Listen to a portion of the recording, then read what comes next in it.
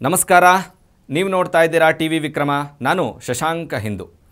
ವಾಣೀಂ ವಂದೇ ವಿಭೂತಯೇ. ನಾವೀಗ ರಾಮಾಯಣದ ಪಾತ್ರ ಪರಿಚಯದ ಸರಣಿಕೆಯಲ್ಲಿದ್ದೀವಿ.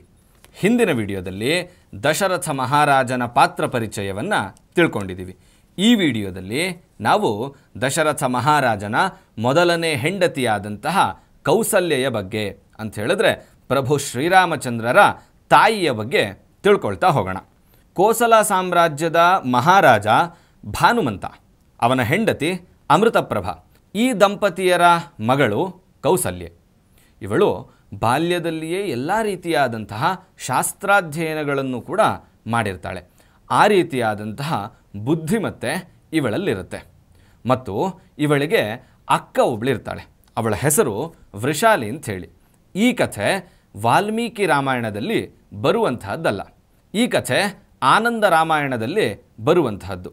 ವೃಷಾಲಿಗೆ ಕೌಸಲ್ಯಗಿಂತ ಮುಂಚೆನೇ ಮದುವೆ ಆಗಿರುತ್ತೆ. ಆದರೆ ವೃಷಾಲಿಗೆ ಪುತ್ರ ಸಂತಾನ ಇರೋದಿಲ್ಲ. ಅದಾದ ನಂತರ ಕೌಸಲ್ಯಗೆ ದಶರಥ ರಾಜನೊಂದಿಗೆ ಮದುವೆ ಆಗುತ್ತೆ. ಅದಾದ ಕೆಲವೇ ವರ್ಷಕ್ಕೆ ಕೌಸಲ್ಯೆ ಮತ್ತು ದಶರಥ ಮಹಾರಾಜರಿಗೆ ಒಂದು ಹೆಣ್ಣು ಮಗು ಜನಿಸುತ್ತೆ. ಅದಕ್ಕೆ ಶಾಂತ ಅನ್ನುವಂಥ ಹೆಸರನ್ನು ಇಡ್ತಾರೆ. ಕೆಲವೊಂದು ಗ್ರಂಥಗಳಲ್ಲಿ ಶಾಂತಲಾ ಅನ್ನುವಂತಹ ಹೆಸರಿಂದನೂ ಕೂಡ ಇವಳನ್ನು ಕರೀತಾ ಇರ್ತಾಳೆ. ವೃಷಾಲಿಗೆ ಕೌಸಲ್ಯಾಳ ಮೇಲೆ ಅಸೂಯೆ ಇರುತ್ತೆ. ಯಾಕೆ ಅಂತ ಹೇಳಿದ್ರೆ, ನನಗಿಂತ ಕಿರಿಯಳು, ನನ್ನ ನಂತರ ಮದುವೆಯಾದಂತಹ ಇವಳಿಗೆ ಒಂದು ಮಗು ಹುಟ್ಟಿದೆ. ಆದರೆ ಅವಳಿಗಿಂತ ಹಿರಿಯಳು ಆದಂತಹ, ಅವಳಿಗಿಂತ ಮುಂಚೆ ಮದುವೆಯಾದಂತಹ ನನಗೆ ಇನ್ನೂ ಮಕ್ಕಳಾಗಿಲ್ಲ ಅನ್ನೋ ಕಾರಣಕ್ಕೋಸ್ಕರ ಬೇಸರವೂ ಇರುತ್ತೆ. ಅದೇ ಕಾರಣಕ್ಕೆ ಕೌಸಲ್ಯೆಯ ಮೇಲೆ ಅಸೂಯೆಯೂ ಕೂಡ ಇರುತ್ತೆ. ಆದರೆ ಆ ಶಾಂತ ಅನ್ನುವಂಥ ಮಗು ಅತೀ ಮುದ್ದಾಗಿರೋದ್ರಿಂದ ವೃಷಾಲಿಗೆ ಆ ಮಗುವಿನ ಮೇಲೆ ಅತೀವ ಪ್ರೀತಿ ಇರುತ್ತೆ. ಅದೇ ಕಾರಣಕ್ಕೋಸ್ಕರ ಅಕ್ಕನನ್ನು ನೋಡುವ ಸಲುವಾಗಿ ಮಗುವನ್ನು ನೋಡಿಕೊಂಡು ಬರಬೇಕು ಅನ್ನೋ ಕಾರಣಕ್ಕೋಸ್ಕರ ಅವಳು ಅಯೋಧ್ಯೆಗೆ ಬಂದಿರ್ತಾಳೆ.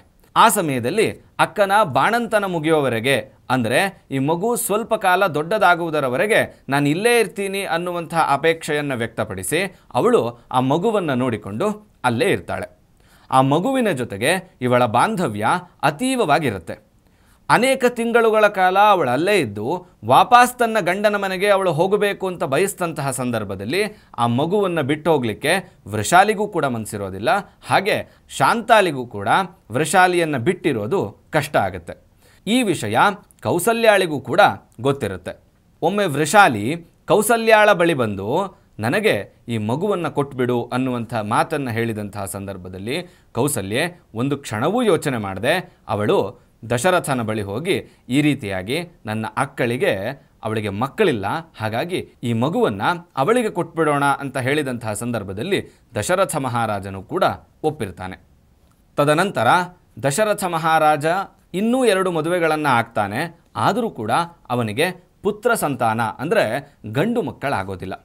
ಅದೇ ಕಾರಣಕ್ಕೋಸ್ಕರ ಮುಂದೆ ವಿಶ್ವಾಮಿತ್ರರು ಒಂದು ಸಲಹೆಯನ್ನು ಕೊಟ್ಟು ಋಷ್ಯಶೃಂಗರನ್ನು ಕರೆಸಿ ಅವರ ಬಳಿ ಪುತ್ರಕಾಮೇಷ್ಟಿ ಯಾಗವನ್ನು ನಡೆಸಿದ್ರೆ ನಿನಗೆ ಗಂಡು ಸಂತಾನ ಸಿಗುತ್ತೆ, ಪುತ್ರ ಸಂತಾನ ಆಗತ್ತೆ ಅನ್ನುವಂಥ ಮಾತನ್ನು ಹೇಳ್ತಾರೆ.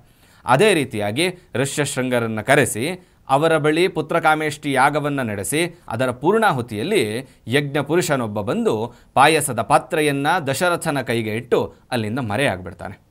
ತದನಂತರ ಆ ಪಾಯಸದ ಪಾತ್ರೆಯಲ್ಲಿರುವಂತಹ ಪಾಯಸವನ್ನು 3 ಜನ ಹೆಂಡತಿಯರಿಗೆ ಸಮಾನವಾಗಿ ಹಂಚಿ ತದನಂತರ ಅದರಲ್ಲಿ ಉಳಿದಿರುವಂತಹ ಸ್ವಲ್ಪ ಪಾಯಸವನ್ನು ಸುಮಿತ್ರೆಗೆ ಕೊಟ್ಟ ಕಾರಣ ಮುಂದಿನ ದಿನಗಳಲ್ಲಿ ಅವನಿಗೆ 4 ಗಂಡು ಮಕ್ಕಳ ಜನನ ಆಗುತ್ತೆ. ಅದರಲ್ಲಿ ಕೌಸಲ್ಯಗೆ ಹುಟ್ಟಿದಂತಹ ಮೊದಲನೇ ಮಗನೇ ಪ್ರಭು ಶ್ರೀರಾಮಚಂದ್ರ. ಜ್ಯೇಷ್ಠ ಮಗ ಅನ್ನುವಂತಹ ಕಾರಣಕ್ಕಾಗಿ ದಶರಥನಿಗೂ ಕೂಡ ರಾಮನ ಮೇಲೆ ಅತೀವ ಪ್ರೀತಿ ಇರುತ್ತೆ. ಮತ್ತು ಕೌಸಲ್ಯೆಯೂ ಕೂಡ ಬಾಲ್ಯದಿಂದಲೇ ಎಲ್ಲ ರೀತಿಯಾದಂತಹ ಸಂಸ್ಕಾರಗಳನ್ನು ಕೊಟ್ಟು ಅವನಿಗೆ ಮುಂದೆ ಸಕಲ ಶಸ್ತ್ರಶಾಸ್ತ್ರಗಳ ಅಭ್ಯಾಸವನ್ನು ಮಾಡಿಸಬೇಕು ಅಂಥೇಳಿ ವಿಶ್ವಾಮಿತ್ರರ ಬಳಿ ಅವನಿಗೆ ಎಲ್ಲ ವಿದ್ಯೆಗಳನ್ನು ಕಳಿಸಿಕೊಟ್ಟಿರ್ತಾರೆ. ಮುಂದುವರೆದು ಇತ್ತ ಯಾವಾಗ ರಾಮ ದೊಡ್ಡವನಾಗ್ತಾನೋ ಆಗ ರಾಮನ ಪಟ್ಟಾಭಿಷೇಕ ಮಾಡಬೇಕು ಅಂಥೇಳಿ ತೀರ್ಮಾನ ಮಾಡಿದಂತಹ ಸಂದರ್ಭದಲ್ಲಿ ದಶರಥನ 3ನೇ ಹೆಂಡತಿಯಾದಂತಹ ಕಿರಿಯ ಹೆಂಡತಿಯಾದಂತಹ ಕೈಕೇಯಿ ಅವಳು ಹಿಂದೆ ದಶರಥ ಕೊಟ್ಟಂತಹ 2 ವರವನ್ನು ಈಗ ಕೇಳ್ತೀನಿ ಅನ್ನುವಂತಹ ಮಾನಸಿಕತೆಯೊಂದಿಗೆ ರಾಮನನ್ನು 14 ವರ್ಷಗಳ ಕಾಲ ವನವಾಸ ಕಟ್ಟಬೇಕು, ಅಷ್ಟೇ ಅಲ್ಲದೆ ನನ್ನ ಮಗ ಭರತನಿಗೆ ರಾಜ್ಯದ ಪಟ್ಟಾಭಿಷೇಕವನ್ನು ಮಾಡಬೇಕು ಅನ್ನುವಂತಹ ಅಪೇಕ್ಷೆಯನ್ನು ವ್ಯಕ್ತಪಡಿಸಿರ್ತಾಳೆ. ಇದು ದಶರಥ ಮಹಾರಾಜನಿಗೆ ಸುತರಾಮ್ ಇಷ್ಟ ಇರೋದಿಲ್ಲ. ಆದರೂ ಕೂಡ ಕೊಟ್ಟ ಮಾತನ್ನು ಉಳಿಸ್ಕೋಬೇಕು ಅನ್ನೋ ಕಾರಣಕ್ಕೋಸ್ಕರ ಇದೇ ರೀತಿಯಾಗಿ ಅಂದರೆ ರಾಮನನ್ನು 14 ವರ್ಷಗಳ ಕಾಲ ವನವಾಸ ಕಟ್ಟುವಂತಹದ್ದು ಮತ್ತು ಭರತನಿಗೆ ಪಟ್ಟಾಭಿಷೇಕವನ್ನು ಮಾಡುವಂತಹ ನಿರ್ಧಾರಕ್ಕೂ ಕೂಡ ದಶರಥ ಮಹಾರಾಜ ಬರ್ತಾನೆ. ಇದಾದ ಸಮಯದಲ್ಲೂ ಕೂಡ ಕೌಸಲ್ಯೆ ಇನ್ನೇನು ನನ್ನ ಮಗನಿಗೆ ರಾಜ್ಯ ದಕ್ಕತ್ತೆ ಅನ್ನುವಂತಹ ಸಮಯದಲ್ಲಿ ಸ್ವಂತ ಮಗನನ್ನು ಅವಳು ಕಾಡಿಗೆ ಹೋಗುವುದನ್ನು ನೋಡುವಂತಹ ಪರಿಸ್ಥಿತಿಯಲ್ಲೂ ಕೂಡ ಒಂದು ಸ್ವಲ್ಪವೂ ವಿಚಲಿತಳಾಗದೆ ಸ್ಥಿತಪ್ರಜ್ಞತೆಯನ್ನು ಅಂದರೆ ಮುನಿತ್ವವನ್ನು ಕಾಪಾಡಿಕೊಂಡಿರ್ತಾಳೆ. ಇದು ಕೌಸಲ್ಯೆಯ ಮಹತ್ತರ ಗುಣಗಳಲ್ಲಿ ಒಂದು.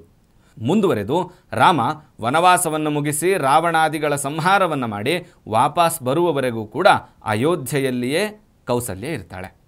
ಮುಂದುವರೆದು ರಾಮ ಬಂದು ಆಳ್ವಿಕೆಯನ್ನು ಮಾಡುವಂತಹದ್ದು, ಕೌಸಲ್ಯೆ ವಯೋಸಹಜವಾಗಿ ಮರಣವನ್ನು ಹೊಂದುವಂತಹದ್ದು ಕೌಸಲ್ಯೆಯ ಜೀವನ ಚರಿತ್ರೆ. ಮುಂದಿನ ವಿಡಿಯೋದಲ್ಲಿ ರಾಮಾಯಣದ ಮತ್ತೊಂದು ಪಾತ್ರದ ಪರಿಚಯವನ್ನು ತಿಳ್ಕೊಳ್ಳೋಣ. ನಿಮಗೇನನ್ನಿಸ್ತು ಕಮೆಂಟ್ ಮಾಡಿ, ಮತ್ತು ನೀವಿನ್ನೂ ಕೂಡ ಟಿವಿ ವಿಕ್ರಮವನ್ನು ಸಬ್ಸ್ಕ್ರೈಬ್ ಮಾಡಿಲ್ಲ ಅಂತ ಹೇಳಿದ್ರೆ ಈ ಕೂಡಲೇ ಸಬ್ಸ್ಕ್ರೈಬ್ ಮಾಡಿ ಮತ್ತು ನಮ್ಮೆಲ್ಲ ವಿಡಿಯೋಸ್ಗಳನ್ನು ಲೈಕ್ ಮಾಡಿ, ಕಮೆಂಟ್ ಮಾಡಿ ಮತ್ತು ಶೇರ್ ಮಾಡಿ. ಓಂ ತತ್ಸತ್. ಟಿವಿ ವಿಕ್ರಮ, ದೇಶ ನಿಮ್ಮ ಕೈಯಲ್ಲಿ. ಈ ಕಾರ್ಯಕ್ರಮ ನಿಮಗೆ ಇಷ್ಟ ಆಗಿದ್ದಲ್ಲಿ ಲೈಕ್, ಶೇರ್ ಹಾಗೂ ಕಮೆಂಟ್ ಮಾಡಿ.